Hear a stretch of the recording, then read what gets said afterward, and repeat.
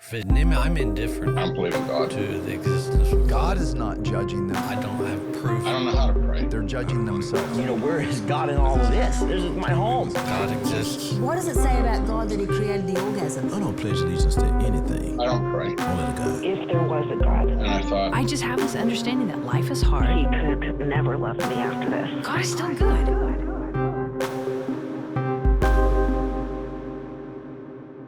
Hey there, Maybe God family. I'm so glad that you're joining us today. I'm your host, Eric Huffman. And if you haven't already done so, I hope you will make sure and subscribe wherever you are watching or listening to this show today. Please leave us your comments and your reviews while you're there.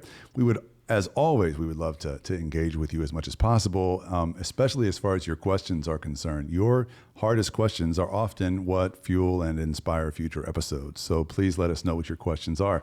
Today, we've got a very special guest with us here in the studio in Houston, Texas. He comes all the way from Cincinnati, Ohio, or the Cincinnati area. Jeremy Pryor leads a ministry called Family Teams, along with his wife, April, and their friends, Jefferson and Alyssa Bethke. Jeremy, April, and two of their amazing daughters spent all day yesterday with us here in Houston at my church, the Story Church, leading an incredible workshop for the families of our church, and I can't wait to tell you all about that. Jeremy was also featured on a 2022 episode of Maybe God. So welcome back to the Maybe God podcast, Jeremy Pryor. Awesome. Thanks for having me, Eric. Yeah, man. Glad you're here. Yeah. Thanks for making the time. Yeah. Love being here. Love Houston. This is a new city for us. So yeah. Got to see some of the sites. It's awesome. All the sites? Yeah, a few. I mean, the Rice Village. It was fun area. Houston's a hidden gem, I think. Yeah, it's beautiful. Nobody ever says, "Hey, I can't wait to go to Houston." But we have our gifts. The trees, gorgeous houses. Yeah, not bad. Yeah, I'm glad you made it. So you came to do this workshop with our families, and I had never seen anything like it before. I honestly didn't even know what it would be like, and what a blessing it would be to so many families of our church. We had a good turnout for it, and just tell me your sort of takeaways from that experience and what you set out to do and how it went. Yeah, well, we first just tried to introduce people to the fact that there's a question that they probably never have asked in their lives, which is, what kind of family do we want to build? So we always start there and talk about that we, in the West at least, pretty much have only been introduced to one kind of family. And so then we talk about, there's another one. So the kind that we're used to is the nest, the springboard for individual success. And so we introduce them to the idea that the scriptures talk about the family is a multi-generational team on mission. But the problem is that if you change the philosophy of family, the theology of family that you're trying to build, you're going to open your toolbox and it's going to be empty. Yeah, every tool we have in our culture really assumes that families are building these springboards for individual success. That we're hitting the reset button every generation. So building a multi-generational family requires new tools. And so we want to make sure that if somebody makes that decision, here are some tools that will really help transform your family into a multi-generational team. And so we introduced some of those tools, and that's our workshop. Yeah, in a nutshell. Yeah. Now, to sort of bring along folks that have no background with you or family teams, let's talk about what exactly you just said. Because you said a lot there. In a few words, you were brief, but there was a lot packed in. You said there's two ways of looking at family. Yeah. And you said there's the nest, and then there's what? The team. The team. Yeah. And the purpose of the nest is, generally speaking, to prepare or to, what's the wording you use? Springboard or launch. You know, we talk about launching kids, failure to launch. Yeah. These are all metaphors that make complete sense because of the Western idea of family. Yeah. And so the goal is to basically successfully launch individuals that become productive members of society out into the world, at which point the nest becomes obsolete. Right. And empty. Yeah. I mean, that's what we say. Yeah, empty nest. What do we do? Let's go to Florida. Yeah. which is honestly, it's kind of a depressing, analogy. Yeah. But it's an apt analogy for the way most people look at family. Right. Do you think it's wrong to look at family that way? I don't think it's consistent with its design. And I think that it's our thesis for why the family breaks down so consistently in the West. So we had to have a thesis, first of all. I mean, we need to have one because something's gone terribly wrong. I think Pew Research just released recently their report that the United States is the #1 country in the world in single parent families. Is that like raw data or is that per capita? That's per capita. Really? Yeah, they say like if you compare every other country, there's just not a percentage of single parent families like we have in America, in our country. We're the number one. That's astonishing, really. And as I was looking at that research, and I didn't know that this was true, I knew something was wrong. Obviously, you grow up here and you're like, wow, there's a lot of brokenness in families. And the idea of a dysfunctional family or a functional family is sort of like a joke. It's like, of course, every family is dysfunctional. And when you assume that, you have to ask the question, is that really true? Or are we just not aware of how this is designed? Like, are we actually... if you have anything that you just constantly malfunctions, you have to ask, am I using it according to its original design? And I think that's the problem. That's our thesis, that we don't actually understand that it's designed to be something essentially different than the way we're using it. We're using these words, family, father, mother, parent, child, all of these words as if we understand them at their original design. And this is where I believe that Christians have an advantage, because when something breaks so badly, we have a source document. We can go back to the actual origin story of this entity called the family, just in the same way you would want to do that with the church or other things the scriptures talk about. So if you believe in divine revelation, why not go back to the scriptures if this is broken to find if maybe we've left the path and have been pursuing the wrong design of family. So your theory, your hypothesis is that part of the reason families are so evidently broken in America is because we're not using them right, or we're not pursuing them for what they're designed for. Yes. And so obviously the outcomes are going to be all over the place. Yep. Going to be broken. It's not what we're doing is not what it's for. Right. Okay. So the model we're fixated on is the nest model. That is supposedly designed to launch springboard individuals. Yes. If it's not that, then you're saying it must be the team model. Right. What's different about the team model? Yeah. So the team model is suggesting that there is something the family is supposed to do together, that they're actually, there's an interdependent, different roles in the family, and we're actually not for ourselves, but we're aiming at something else. Yeah. So any team has to know what does it mean to play the game? What does it mean to score? What is the championship like? And so obviously we understand that in our culture, in the team environment, but families don't function that way, right? Yeah. We don't work together. And this is historically very strange, actually. I mean, if you look at most places in the world, most times in history, families had to work together just to survive. And so what happened was that we entered into a culture in which we didn't need to work together. We could atomize the family into its individual units and all go off doing our own thing. And we would not starve. We would survive. But what doesn't survive in that model is the family. Like there's something systemically broken at that point with the family. Well, yeah. And it's really sad to watch, actually. When you think about it, Yeah. I've worked in nursing homes. Yeah. Man. Yeah. It's Talk depressing. about some appalling outcomes Yeah. of the nest model. Yeah. I mean, in the nest model, once the nest is empty, people living in it are pretty much just biding their time till they die. Right. And what do the ones that have been springboarded, the individuals, the successful individuals, what do they owe? Right. The nest at Yeah. that point. And man, unless you've been in nursing homes and seen people spend their last years utterly alone and forgotten, put out to pasture, like you might not grasp how grave a situation it is Right.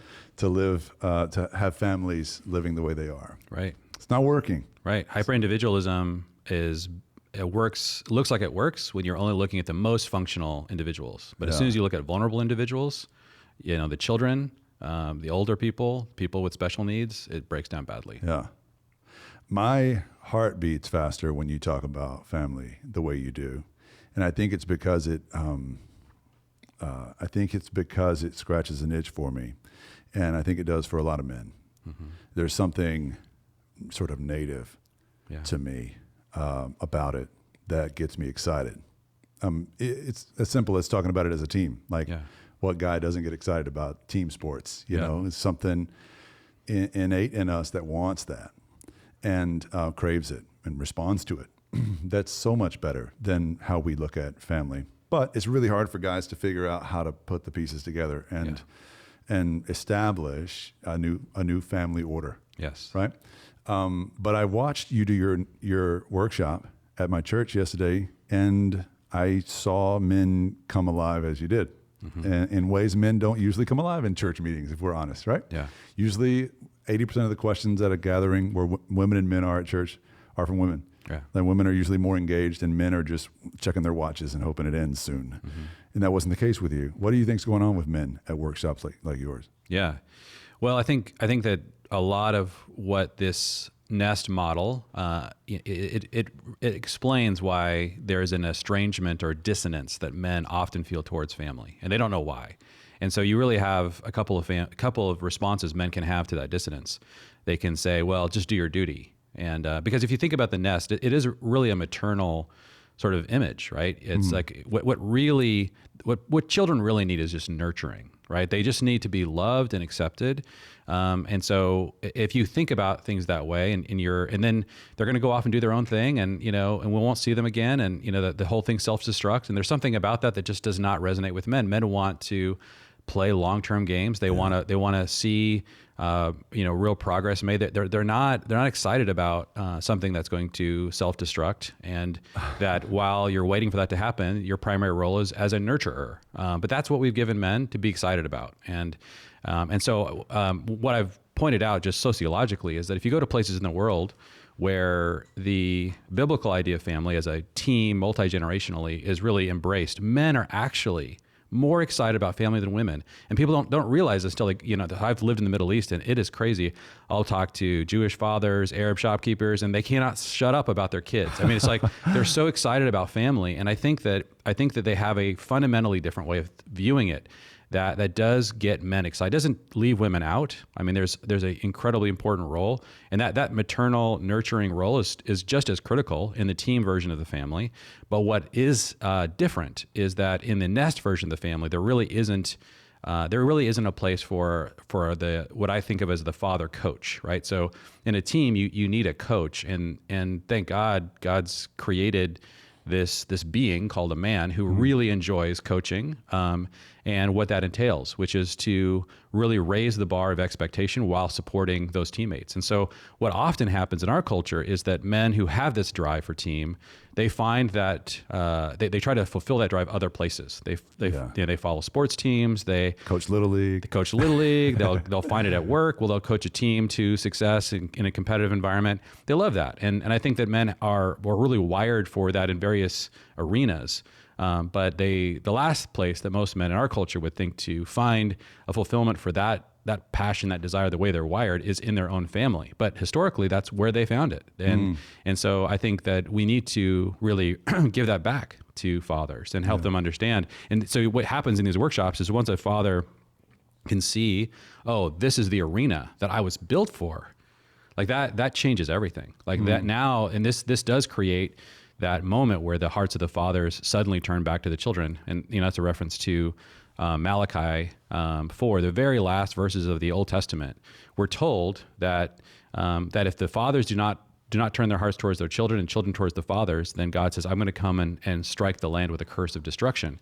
And I think that's what we're enduring. You have to unite those hearts. And I think that the estrangement that fathers and children are experiencing is a result of just this really this model that basically defines the father out of the picture of the family.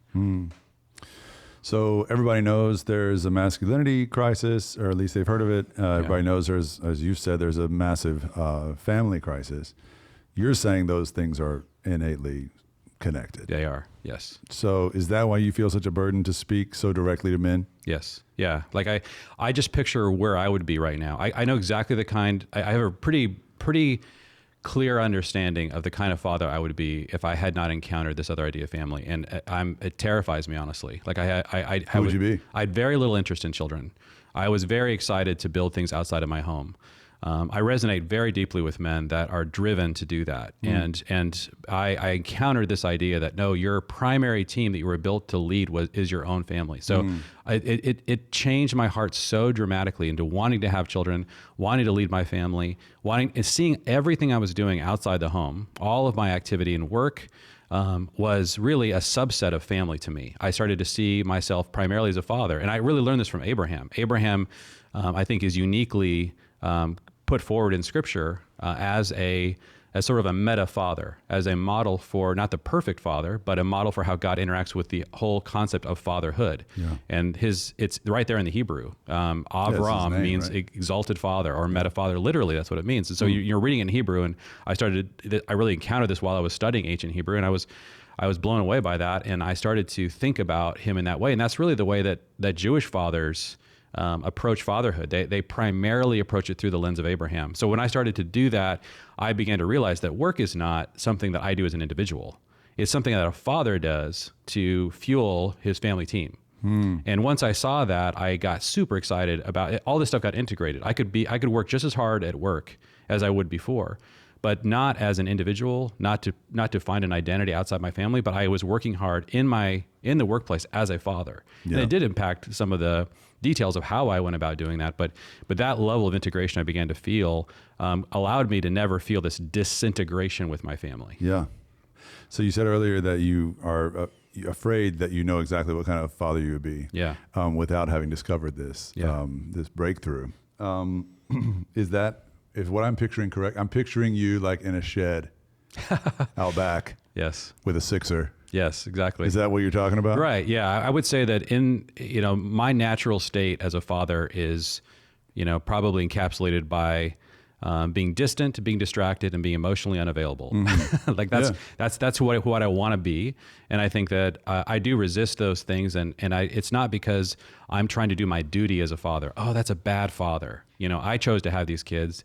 Darn it, I better just do my duty. Like, that's not the way I think. And I was discussing this during the workshop. There's a little thought experiment that I kind of worked through a couple of weeks ago that helped me kind of, as I try to understand, like that we should not be telling dads to do their duty. We should not tell them to love their kids more. That's not the essence of the problem. The problem, imagine if you were a coach was recruited into a top tier college football program.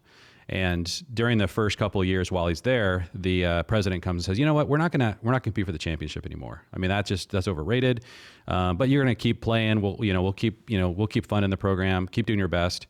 Oh, okay, all right. Well, no more championship. Then a couple of years later, the league comes and says, "We're not going to keep score anymore. But keep playing the games. But we're not going to know who won or who lost." And okay, we'll keep playing the games. But you can imagine the heart of the coach is getting further and further distant from his players, from the whole idea. Then, of course, a couple of years later, the president comes and says, "Hey, we're not gonna play games anymore. But I want you to keep practicing as a team." And you would, I think, what would happen eventually down this path is you'd suddenly start to see this coach, coming late to practice, leaving early, thinking about other teams, following other sports, not being interested, on his phone, being distracted. Yeah. Now you could go to that dad or that coach in that environment and say, "You know what? You should be more dutiful. Like, try harder. Show up every single day for this practice that has no point. Right. Where there really is no team. There is no score. There is no championship." And that's what we've done to dads. We told them that the problem is that they just need to do their duty. And that is not the problem. The problem is that they are coaching teams and no one has told them that they're actually leading a team. And so we have to create that paradigm shift. And once you do, it is amazing. You kind of watch the eyes of fathers light up and they're like, oh my gosh, that's what I was built for. Yeah, because this sounds, what I'm about to say could sound whiny, and I don't mean it to, but like it feels like the nest model creates a situation where fathers are basically treated as substitute mothers, Right. or deficient mothers. Exactly. Like when mom's not around, well, I guess it's my turn to make dinner. Look at dad trying to make dinner like mom. Like, Exactly. You see that a lot in advertisements and things, and no guy responds to that. We don't want to feel like we're just, not good at what we're supposed to be doing, or it feels like foreign territory. The nest feels like an away game of sorts, and it's unsettling. But it's not. We don't bring that up just to again whine about it. We bring it up because there's something better. Right. There's something better out there to pursue it that I still. I think the great majority of you guys are not clear on. You're not aware of. Let's talk a little bit about what's happening with culture and masculinity. And obviously I mentioned some of the ads before, but what are you seeing like 2023 in terms of masculinity in our culture? I know we went through Me Too and everybody was talking about the implications of that with masculinity, but what's happening right now? Yeah. Well, I think one of the things that is very confusing to our culture is how do you define masculinity? And just like we talked about defining family, it's tough. It's tough to know what is a woman, what is a man. Yeah. And I think that, what do we do as Christians with this? And I would say that there's been two theses that have been put forward in terms of how to define what a gender, or why are there gender? Why should we care about? Because you can't get to masculinity without understanding gender, femininity. And so I would say the two ideas that are primarily in ascendancy is that gender is a social construct, and so society can decide what a man is, what a woman is, and that's very fluid because if I can grab the levers of culture, I can transform forever what we think masculinity and femininity is. And I think there is a power grab going on to say, like, we want it to be as equal as possible, and so we're going to redefine these things. And so that's what's happening in many university campuses. Then I would say there's been a counter thesis that's been offered, which is that gender is essentially biological and you can't escape it. And so you have to look at the underlying biology of what makes a male, what makes a female a female. There's been a lot of interest in looking at primates and try to get to bedrock. And I have a lot of sympathy for the second thesis because I think that they're actually trying to tether these ideas to something real as opposed to something that we can make up and it can be seized by any political movement, which the first thesis is really, really susceptible to. But there is a third thesis, which I've never heard and I can't believe it. I'm like, this is to me the most obvious one for at least a Christian. And that is that we have to go back to, okay, God made this decision. We know exactly when he made the decision to make male and female. Yeah. It's right there in Genesis 1. And so when you read, when God decided to make male and female, you can see that what he created was a family. And he says to that first family, so he creates male and female in the image of God. And then in verse 28 of chapter 1, he says, he blesses this first family and says, be fruitful, multiply, fill the earth, subdue it, and rule. Now, when I look at that, I think that gender is at its origin a family construct. The whole reason for gender is because there's a particular kind of team that God wanted to create that would actually be responsible for these 5 things: to be fruitful, multiply, fill, subdue, and rule. Yeah. And so that is our mission, our mandate. And so if you look at male and female, you can really see why they're so critical for that team to exist, right? That how could you be fruitful? How could you multiply? Obviously, it's critical to have children, but it's also critical to create the proper structure through which God wants to see his creation ruled and expanded. And so so gender is, I think, in essence, and I think we can prove this definitively from our theology, that it's a family construct. I think the problem that our culture has with that is that, wait a minute, what about people that aren't a part of families, right? I mean, and I think there's sort of like this breakdown, what I described is that, we're the number 1 country in the world of single parent families. It feels terrible at some level for a society that is so experiencing such family breakdown to root gender in family. Yeah. What about young boys and girls? And so part of what I think we as believers have to say to the culture is, look, treat every boy like a aspiring father. Treat every young girl like an aspiring mother, even if they grow up and decide to stay single. Paul himself, who was famously single, he constantly talked about himself as a father. It's true. I don't think anybody gets away from this. I think every man and woman is a future mother or father, either spiritually or physically. Yeah. And I think that's a good thing. But I think the society doesn't like that. We find those roles problematic. In fact, there was this thing that happened last year where a publisher of Roald Dahl's books decided to get rid of all the problematic, insulting words, these offensive words that were out in his books, Charlie and Chocolate Factory, all these amazing books that he wrote.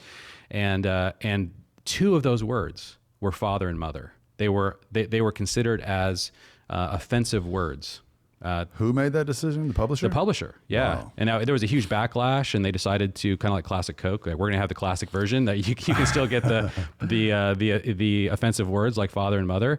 But I think that to me just illustrates the level of intense frustration and real concern that our culture has with these gender categories being family based. We don't like it, and you even have in some places legislation being passed, and this is, I think, going to become very popular, where you get rid of father and mother and you have parent 1 and parent 2. Yeah. And I think what's happening with this movement, what I don't think people realize, and this is why I'm bringing this up when we talk about masculinity, is I think if we do remove the ability to tether masculinity and femininity from fatherhood and motherhood, we will cease to understand it. and Understand what? understand what a man or woman is. Like we will not know what those things are, because the reason why, I mean, you're stronger as a man. Why? Because part of your job as a future father, as a father, is to protect a family. 100%. Like, and so you have a drive to provide. You have a drive to provide purpose. Like all of these elements of that I think are innate to masculinity, and then of course you go to femininity, and you see there is a natural biological drive for nurturing, and that's incredibly important and beautiful, and that's something that we actually want to accentuate. But the problem with that is if you accentuate that in a young girl, you will make it more difficult for her to compete with a man in the workplace. And we've made a cultural decision that that's a superior value to ensure that there's equality between that young woman and that young man in the workplace. Means that we have to eliminate this distinctive. Because the family was oppressive. The family is essentially a from that, patriarchal institution that has oppressed women, and that's the belief system that we're really wrestling with, and that's why anyone who with that basic assumption will never want to root the gender, the whole idea of the foundation of gender, tether it to the family. Yeah, but I mean, let's flesh it out. I mean, first of all, I love the idea of gender as a family construct. Because I think it's just Jesus's way to not give in to one narrative or the other. The world always gives a binary narrative, right? It's either gender is a social construct or gender is a scientific construct. Right. Those are the two roads. Right. And Jesus is like, nah, let me give you the right That's road. right. It's a third road.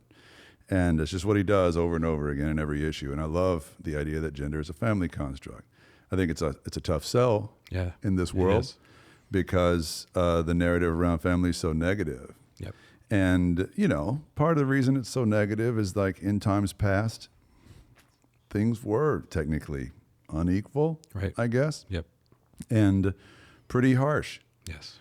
especially for women in many instances, although I could make a case that it was even more harsh for men in other ways. Right. It was a partnership. Yep. That's what you're saying. Yes.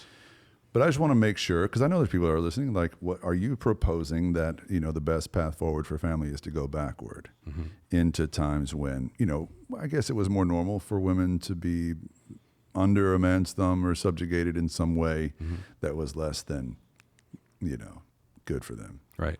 Yeah. Yeah. That's a huge challenge, because women, like an example is when a woman gets pregnant and is about to have a baby, she is more vulnerable than a man. Yes. Period. And so if you want, how do you change that? Imagine the social engineering that would be required to stop that vulnerability from occurring. I mean, it's so you can either completely disrupt that, and I think that that's what we're trying to do, or you can accept it as part of the natural design and say that, yes, it is true that when a woman gets pregnant and is about to have an infant, especially if she's going to have multiple pregnancies and multiple infants and care for multiple children, she needs a certain kind of man. And if she doesn't get that kind of man, then she is in a uniquely difficult and vulnerable situation. So as a culture, we honor that by thinking about how do we create a culture in which men are loving towards women, men are faithful towards women, men will provide and protect for women in those vulnerable situations.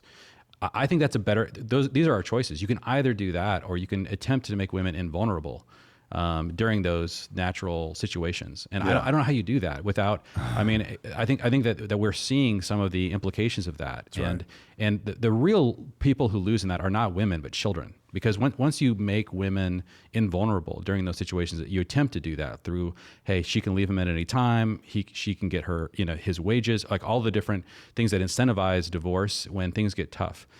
It's always children who suffer the most in those situations. Yes, short term for sure. And I think longer term, there's even greater implications to this anti-family narrative, which is, civilization. Yes. Yep. And population issues that I think we're going to see. And it scares me how much of the rhetoric in society, whether it's about the environment or whether it's, I almost said creation care, that those folk wouldn't say creation care. They would say climate change or whatever. Yeah. How much that conversation flows into anti-human, anti-children. Yep. Having It's kind of babies anti-natalist is movement. hateful. That's right. And anti-earth or whatever. And I don't think people play it out in their heads and Right. see where it leads. Yeah. Have you seen this statistic that it takes, I think, so Korea is the place where there's where population, where women are having the least number of children. Yeah. And so currently they're estimating that it will take 100 Koreans to make 4 great-grandchildren. That's how fast population can collapse. People don't understand my brain's that. not processing. 100 Koreans to make 4 great-grandchildren. So I see. Okay. So Gosh. yeah, so what people don't realize is that in the same way that when you're looking at exponential curves, which occurs with multiplication, right? Let's say you're living in a world where the average woman is having 5 children. Okay, that's an exponential multiplication. You can see after 2, 3, 4 generations. There's actually a couple in the old city of Jerusalem.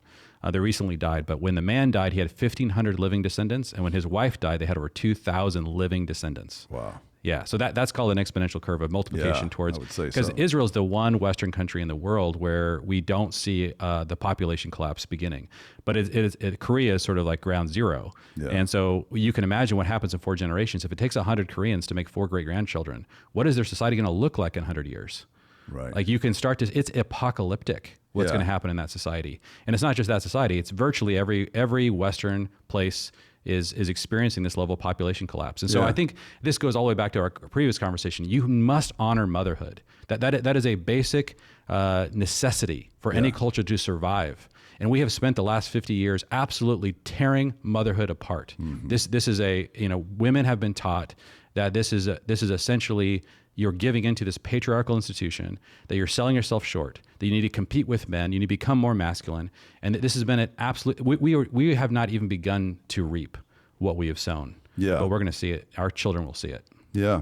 It's really sad. And I wish people would, I'm always encouraging people, probably ad nauseum, to be having more babies, and like younger couples and families. I just think people need to be having as many babies and raising them, I would say raising them right. Yeah. Well, one of the challenges though is that if you have a Western idea of family, okay, this is something we discussed yesterday.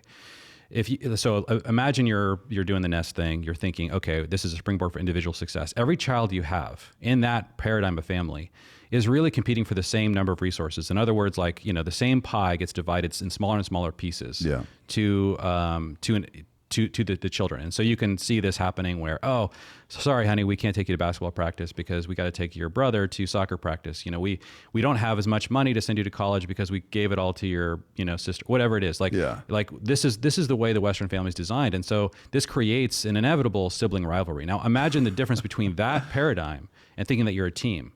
So what happens on teams is when all of a sudden somebody joins your team that has a different role than you have, but is helping the team succeed, a different set of gifts that's going to propel us further. That creates a sense of like belong. I can't wait to get to be with this person. This is amazing that God blessed our family with this new teammate. Yeah. This is why it's so important, because what I've noticed is that when people do shift from a nest idea family to a team idea family, it's not just that they want to have more children. It makes complete sense, but it's one of the first times they've ever heard an argument for why to have more children in a way that's not going to ultimately detract from the children they already have, or the smaller family that they were assuming they wanted. And so one of the things I always love to ask, and if I have to really know somebody well before I can ask this question, but you can reverse engineer anyone's family philosophy simply by asking them to tell you how many children do they want to have and why. Like you'll immediately know what they think a family is, right? Because if they say, man-to-man defense versus zone. Exactly. I hear that a lot. Yeah. Like, what is it? Like, well, we want a boy and a girl. Why? Okay. We both, oftentimes what you'll hear is some kind of personal reason that is like, okay, how much money do we have? What are our desires? What are we trying to live out or experience as a couple? Right. Like that is the basis of the majority of how a Western couple thinks about when to have children, how many children to have. Sure, it feels like the only way to think about it sometimes. Right, what else is there? Yeah. Like, and so I'm not faulting that. I think it's completely consistent with that idea of family, but you have to understand that if you did think of family as a team, then all of a sudden it doesn't make sense to prevent having children in larger numbers, right? You see this being reflected in Psalm 127, right, where it says that children are reward. They're like warriors in a young man's hand. Blessed is the man whose quiver is full of them. Like that's a very different idea that we're essentially creating an army, right? And if you think that way, then it changes the whole calculation about why you would want to have children. So I think part of the discussion about family size, we think that we're all having the same conversation, but we're not. We have to start with what is a family. We got to start there, and then you can have that conversation. And there's so many questions, and I think obviously the general idea of that all my questions sort of fall under is this idea of how to transition our families from where they are to what you're proposing, from nest to team, in particular a team on a mission. Yes. Right? Part of the challenge is ideological, I think, because that raises a lot of concerns for modern people. Like what you're proposing is patriarchal. Patriarchy is a bad word in modern day, parlance. And are you, and it's true, like not all coaches are created equal. Like Right. you can have Very unequal. Yeah, you can have some great like player-centered coaches that have their players' best interests at heart, and then you can have like, I don't know, who's a bad example? Like We don't know Lane them. Kiffin, or I don't know, these guys with bad reputations, Bobby Knight, who just passed away, or whatever, that aren't the kind of guys that we would necessarily want to look up to. Right. So what is your positive spin on this? Like, how do you respond to somebody who says, what you're calling men to be is just bullies and bosses? Yeah. Well, I think it is important to define what a good coach is. And my favorite example of this by far is, so Daniel Coyle wrote a book called The Culture Code, which I think is the best parenting book of all time. And it's not a parenting book or fatherhood. It's a book basically for business. And it's basically defining what good coaching is. And they did this amazing amount of research where they controlled for all kinds of variables and tried to figure out who succeeded the most as a coach of any other coach in the history of sports. Yeah. And there was one example that just sort of popped to the top, which is Popovich, right? He's from this area, I think, with the Spurs. So, but they describe his coaching as high demand, high support at the same time. And so this idea that you raise the bar on expectation, but you also raise the bar on belonging. And so Daniel talks about this a lot in the book. It's a great explanation of this. And I think we do need to train men to be good coaches. And I think that most of us tend to be wired either as high demand, low support, or high support, low demand, right? So you have the father who's high demand. Hey, you can never, B plus, like what's your problem? Like, and it's so hard to get them to ever say an encouraging word to their kids. But then of course you have the high support, low demand dads, which I think are almost considered the good dads of today. Everyone gets a trophy, playful, there's no reason for you to raise the bar on your kids. But the problem is that a high support, low demand dad actually creates an underperforming child, an underperforming team. And a high demand, low support really creates a team where there's a lack of belonging, a lack of love, a lack of that nurturing, right? And so but to have both is the ultimate advantage. The ultimate privilege in the Western society is having a dad who can do this. Like if you were raised by a father who knew how to do this well, you always felt like you belonged. He always had your back. He loves you. I know those guys when I meet them. And so part of what I'm concerned about is, as believers, like we should be training these kinds of dads. Yeah. And I think most of us are built for this. Like I know all of us have a tendency. I tend to be like a low expectation, high support kind of dad. So it's taken me a lot of work to try to figure out how do I raise the bar. My intuitions are really bent towards just acceptance, belonging. But I know that is hurting my children. I know that they could become something much better if I could personally overcome this tendency to not raise that bar high enough for them.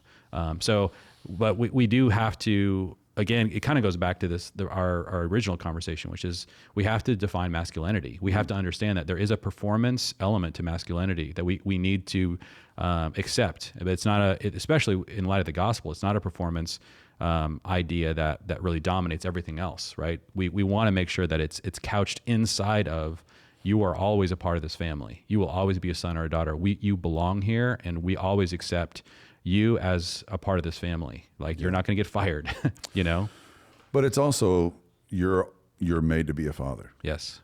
Like that's the overarching message to me. That's what I heard earlier. Is like when you said we should be training fathers to be these kinds of fathers. I'm like what you said earlier is we should be training all men. Yes. To From be the time these they're young. kinds of fathers, whether they're actually becoming fathers biologically or not. Like that's what they're made for, and that's what the masculine gender looks like. Right. Yeah, that's kind of the origin too of these rites of passage that you see in older cultures. And the whole point of a rite of passage is that often what would happen, especially in more primitive cultures, is the children would be with the women, right? Yeah. And then all of a sudden the men would come in and pull these young boys out of the clutches of their mothers, like, thank you for what you've done, but we have to make this child into a man. And the survival of our tribe depends on it. And so what these men would do is that they would definitely raise the bar. They would give them a challenge that was going to help them completely identify as a man. Yeah. But then once they overcame that challenge, they would be brought in fully into their role as a member of the tribe, as a man of the tribe. And so they would know who they are and they wouldn't be struggling. And so a lot of this endless adolescence we're experiencing is really dangerous. I mean, a lot of people are looking at the, TikTok and all these problems like what we call failure to launch or whatever that was happening with young men who are getting addicted and where we're just pumping them full of pornography. I mean, it's just so devastating because there's no understanding that this actually matters to our culture as a whole. And this is where I feel like as believers, as salt and light in the culture, we are tethered to divine wisdom. Like we have access to revelation that allows us not to go down this path. But if you look at the current, like the makeup of society, because of Western culture has one value that is the preeminent value, which is freedom. Yeah. So we just got to give more freedom to do whatever you want to do on the internet, take whatever substances you want to take. Like that is what will cure society. Right. Like that is a basic intuition that we have in our culture, and it's not true. Freedom is a great thing, like a tool or a part of what we want to be. We want to be emphasized, especially freedom from a tyrannical government. That's great. But man, we need freedom to do something. Like, what are we actually aiming at? And that should be to construct a certain kind of culture, which is founded on a certain kind of family, a certain kind of family that allows children, men, and women all to flourish. I have a quote from you. Mm-hmm. I'll quote you to yourself. Okay. Where you write about this, you say, freedom is a means and not an end. Mm-hmm. Freedom exists to give us the ability to pursue something. It's not something we pursue as an end in itself. Yeah. Because the problem that we're having as a culture is that a culture is a hierarchy of values. And unfortunately what's occurred in Western culture is the highest value in that chain is freedom. Yeah. And it's the one thing we can all agree is important. And I'm not saying it's bad. It's just not the number one thing on the hierarchy. Sure. And so there's things that are more important. And so what we're doing and what happens inevitably if you get the hierarchy wrong is you will sacrifice more important values for less important values. And so this is what's happening now. Like we have to raise the bar on children. One of the reasons why I think we want to have these playful dads who never raise the bar is because this is the ultimate value. And we think that if we can just give individuals more freedom, if we just, we look at every single constraint, the family is a constraint. Now gender is a constraint. This will never end. There will never be another constraint that we're going to embrace and say, no, that actually is more important than freedom. Yeah. That's not going to happen. Yeah. Like we've already decided that freedom is the preeminent value. And so we're already on this train. And it's like, how do we get off this train? Because it is going to lead to such problems for our culture. Is it a matter of self-restraint? I mean, and self-control? Yeah. Self-control, discipline, love, community, justice. There are so many values that are more important than freedom. These are things that freedom serves. Yeah. And so the thing that happened, I think, is that the government needs to really care about freedom so that it doesn't become tyrannical. But what you had in the past was you had all these other institutions that were promoting the higher values, right? You had, particularly the church, you would have the society as a whole being constantly trained in higher level values and allowing them to put freedom in the proper place. But that's not the place for the government to do that. The government should be careful to preserve freedom. But we need these other institutions, these other elements of society, particularly the family, to promote these other higher values. And that is what's broken down. And so what's happened is, as that breaks down, the government's preeminent value has become society's preeminent value. And this is what we're getting now. Okay. So before we're out of time, I want to do just two quick things. First, I want you to give me and our listeners the 30,000-foot view of a multi-generational team on a mission. Okay. Like, what's that look like in particular, and how does it contrast with the nest? Yeah. So the best picture for a multi-generational family is the table. So what you have to picture is a 4-generation family around a table, where you have, great grandfather, a great grandmother, grandparents, parents, children, and there is a sense in which they have a place where they totally belong, but they also work together as a team. There are things that they're trying to achieve, and that may be, in smaller pockets. It doesn't mean that they all have to be coordinated perfectly as one unit. Historically, that was very common, but in our society, I think that's less realistic. I think that but the callings that each person is trying to achieve around that table are callings that they're constantly being reinforced and partnered with those people who are around that table. So you're living a totally integrated life, where the people that you love the most are the people that you work with, the people that you, and you can be, I think through the gospel, inviting more people into that table, people that even aren't not a part of your immediate family or your biological family, but that are joining the family because of a spiritual connection. Really, this is the call Jesus had to go and make disciples, which was essentially the same thing that God told the families to do in Genesis 1, to be fruitful and multiply, but Jesus said, I want you to create a spiritual family, and I want you to multiply the number of disciples, people that obey my teachings and that follow my ways, and this would create this new family. Wow. I have never once thought about the parallel between go be fruitful in Genesis and go make disciples. They're the same mandate, because if you think about... That's crazy. So the first mandate was, because the fall is really what happened between those two mandates, right? Yeah. So you have in Genesis 1 the mandate to really take this prototypical Garden of Eden and extend the real presence of God. That was kind of the image there, right?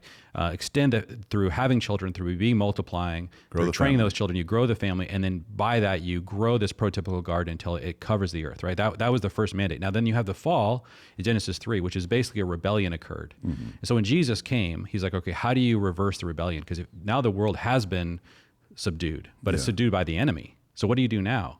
Well, the only way, that's why Jesus started by saying, all authority has been given to me. Mm-hmm. There's been a reversal of authority. So I've thrown down my enemy. Now I need you to have lots of babies. That's basically what Jesus said to the disciples. I need you to go and multiply the number of disciples across in order to exert that kingdom authority on the earth. So they are the same mandate. And so what we emphasize is that the perfect sort of prototype of this disciple-making movement is actually the family, because the family has, you actually learn, you get all the muscle memory from being a parent, right? From being a father or mother. And so you're training children in order to prepare you to train disciples. Like these are really the same idea. Yeah. Fascinating, because we've reversed it a lot. We have. Like we think about, learning how to be a Christian at church, and then you apply what you get at church at home, and you're saying, obviously the way it should be, the home is the epicenter. That's right. And the church or the world flows from what happens in the home. That's right. Well, and it's important to understand that a lot of times sometimes we talk about these as if they're intention, but God decided to reveal himself as a father. And most people understand that if you had a terrible experience of a father, it's hard to receive the gospel. Yeah. Like it's hard. And Jesus' favorite title of himself was a son. Mm-hmm. He called himself the Son of Man, the Son of God. So the gospel is always couched in familial language. Yeah. And so if the family completely breaks down, I don't know how you defend the gospel. Like, how does it sound like good news to say, hey, you know what you have as a father, and you're going to be a part of this new spiritual family. You have brothers and sisters, and God, Jesus is like a son of the Father who was sent to do the will of the Father. I mean, all of this, how does any of this make sense to somebody in a culture that has completely seen the destruction of family? Yeah. I think all of it sounds archaic at best and incredibly oppressive at worst. We have to defend the family if we want people to actually see the gospel as good news. Yeah. Man, your next meeting started a minute ago. But I got one more question. Okay. You got time? Yeah. So it's sort of a whataboutism, and I hope that's okay. But I know we've got people listening that are, in a situation that doesn't seem to be ripe for this kind of change to their family. Yeah. Either because maybe the dad is checked out, like he's around, but he's not interested in becoming the coach of a team, or he is, and mama's not feeling like submitting to that, or she's not in the mood to change course, and so.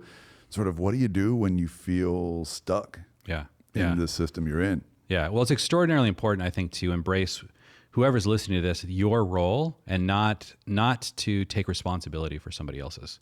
So if you're a father and your wife is really struggling with her role, or you're a mother and your husband's struggling, I think this is why it's really important to tether these roles properly and to understand that before God, we can only do what we're called to do. We can't take on somebody else's role, right?